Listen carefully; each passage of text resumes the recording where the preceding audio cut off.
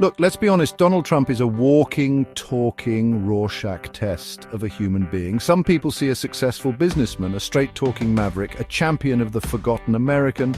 Others, well, they see something a little different, something that might involve words like Cheeto and tiny hands, but we'll get to those later. Today we're diving into the 10 most common words people use to describe Donald. And trust me, it's a wild ride through the highs and lows, and believe me, there are some remarkably low lows of public opinion.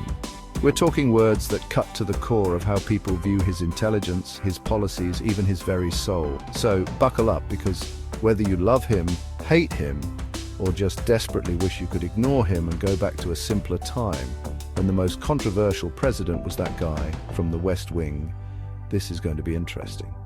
Today, we're diving into the 10 most common words people use to describe Donald. Let's see what the public really thinks.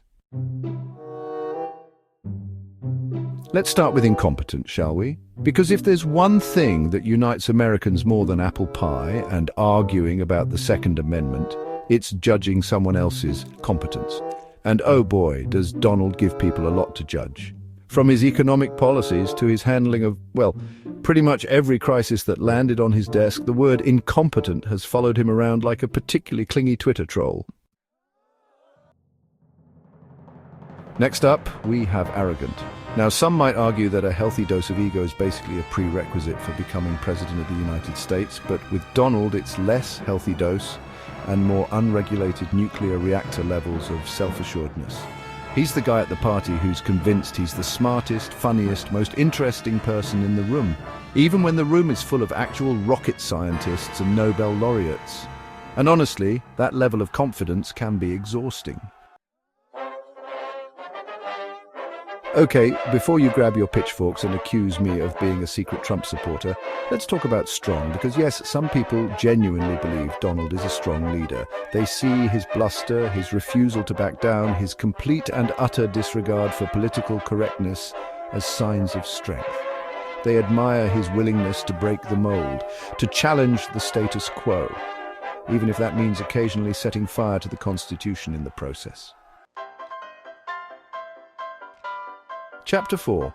Idiot, a four-letter word for a complex issue. Now, for the word that probably needs the least explanation, idiot. It's a blunt instrument, a verbal sledgehammer, and boy, do people love to swing it when it comes to Donald.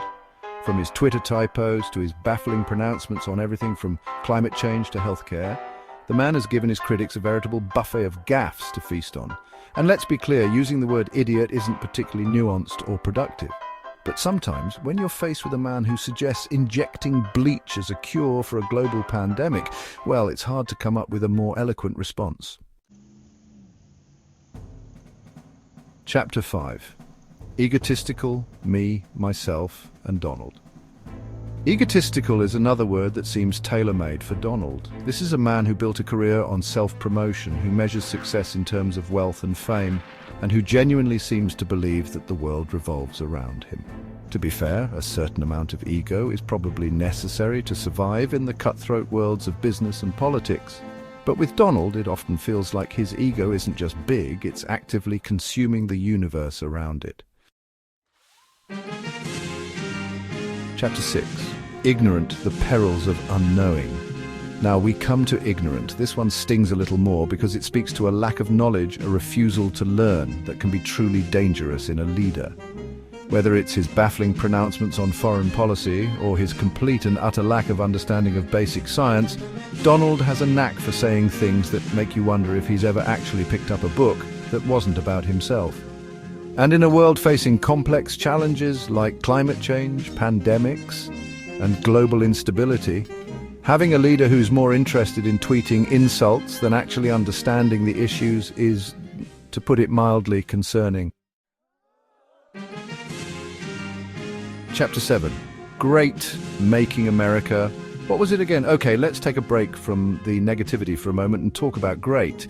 Because yes, believe it or not, there are still people out there who genuinely believe Donald is a great president. They point to his economic policies, though the jury's still out on those, his appointment of conservative judges, and his promise to make America great again as evidence of his success.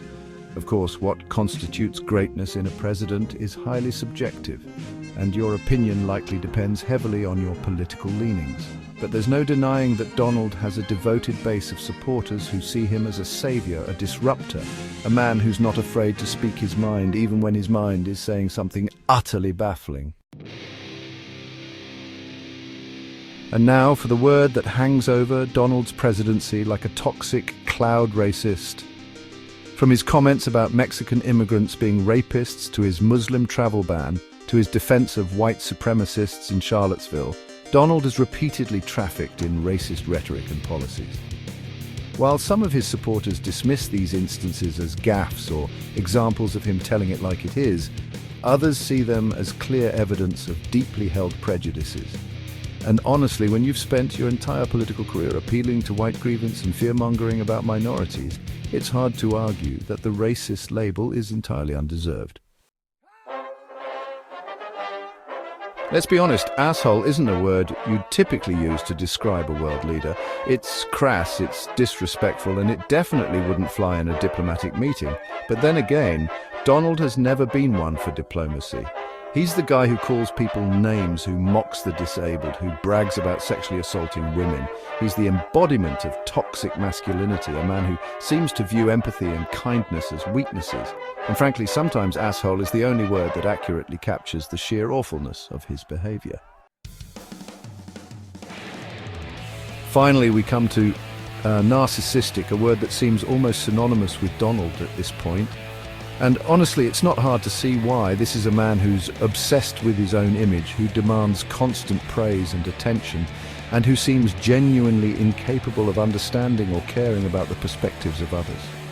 He's the human equivalent of a black hole, sucking all the oxygen out of the room and leaving everyone else feeling drained and demoralized.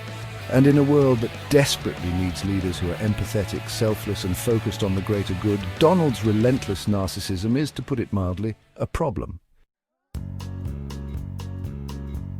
So, there you have it, the 10 most common words people use to describe Donald. It's a mixed bag, to say the least, reflecting the deeply divided opinions about his character, his presidency, and his very existence. Whether you see him as a successful businessman, a political outsider, or a dangerous demagogue, there's no denying that Donald has left an indelible mark on American history. He's sparked conversations about race, class, and gender, challenged our notions of what's acceptable behavior for a president, and forced us to confront some uncomfortable truths about ourselves. What do you think? Which word do you think best describes Donald? Let us know in the comments below, but please try to keep it civil. We're all in this dumpster fire together.